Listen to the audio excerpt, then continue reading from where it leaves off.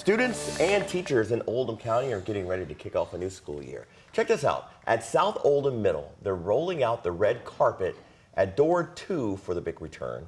And Harmony Elementary brought out a hot air balloon to help elevate staff and celebrate its theme of the year, Huskies Soar. Certainly a lot of excitement for the entire district and a lot of excitement for Jim Stratman and photojournalist Addie Hill, who are at Buckner Elementary this morning. Jim, as they get ready.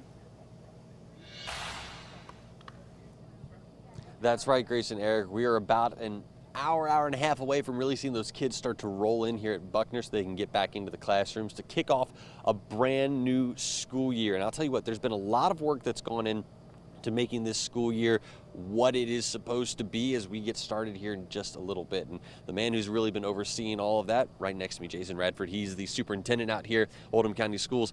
This has been a very, I imagine every single summer is kind of a process when we get towards back to school season. What has this been like for you all at the district? So yes, it is.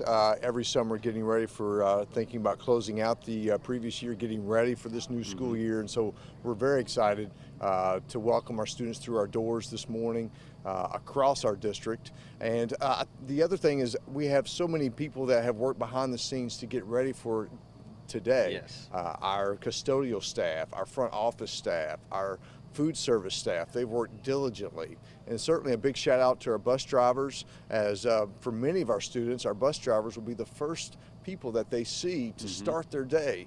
And that is wow.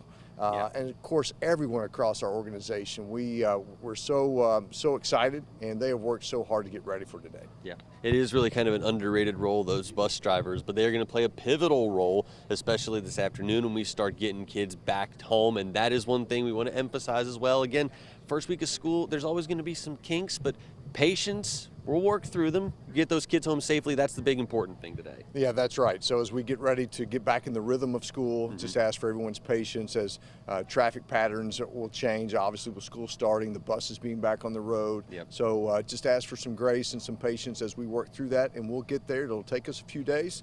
I think that's certainly a point of emphasis for us. And so again, you know, we're really not just excited about our kids hitting the door today, obviously, but also really just the putting into the efforts of this entire school year, because we want our students to have the best learning experience. That is what's important. Eric, Grace, we're going to have more from the first day of school out here in Oldham County as we continue right here on GMK. Jim, thank you. You know, you'd be hard-pressed to find somebody busier than a superintendent on the first day of school. That's why we always appreciate when they take the time to talk to us. We'll mention also Elizabethtown Independent Schools are also returning today. The district has 6 schools with around 2,500 students. Class begins for Panther Academy at 7:30, followed by Helmwood Heights and Morningside Elementary at 7:40. TK Stone Middle and Elizabethtown High School start classes at 8. And this year, the high school is going to have a new principal. His name is Josh Henderson. In our next half hour of GMK, or next hour, we're going to be joined by the E-Town superintendent with more details on what families should expect for the first day back. Henry County Public Schools is also returning and welcoming new teachers into the fold. More than a dozen educators will join Henry County middle and high schools and 3 different elementary schools. Today kicks off the start of the new school year for a lot of districts in our area. You got the list there on your screen, and you can find it under the GMK tab on our homepage.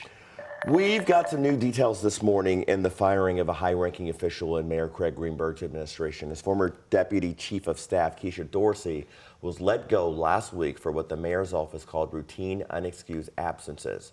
Dorsey is disputing that claim, saying she was discriminated against. She says she was wrongfully fired while on medical leave. Dorsey spoke with WHAS11 senior reporter Isaiah Kim Martinez by phone.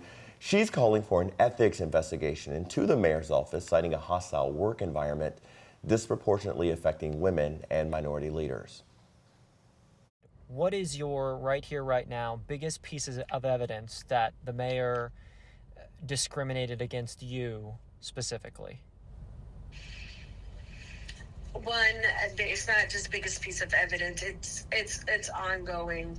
I have documentation of, you know, back and forth with David Kaplan. David Kaplan is Mayor Craig Greenberg's chief of staff and Dorsey's former supervisor. We obtained a copy of an email exchange between the two from February where Dorsey voices concerns over workplace culture. Kaplan responded saying interpreting disagreement as dismissive or derogatory might be a serious error. This morning, opening statements will begin in the first of 4 lawsuits against the Louisville Water Company. Tuesday, attorneys spent hours questioning people in a Louisville courtroom to select a jury for Josh Bridges' case. Bridges, a black employee, alleges racial discrimination, retaliation, and hostile work conditions. In the lawsuit, Bridges claims he was initially offered a job in 2015, but was later told it was unavailable, leading him to file a grievance. He alleges he was subsequently denied jobs in 2017 and 2019 because of the grievance, with a less qualified white employee eventually taking the position.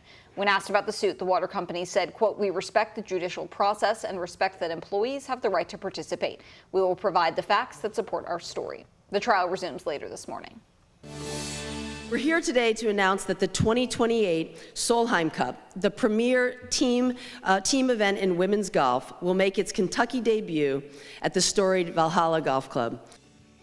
This is a big deal. The LPGA is coming to Valhalla. The 3-day tournament features some of the top professional golf players in a matchup of Team USA versus Team Europe.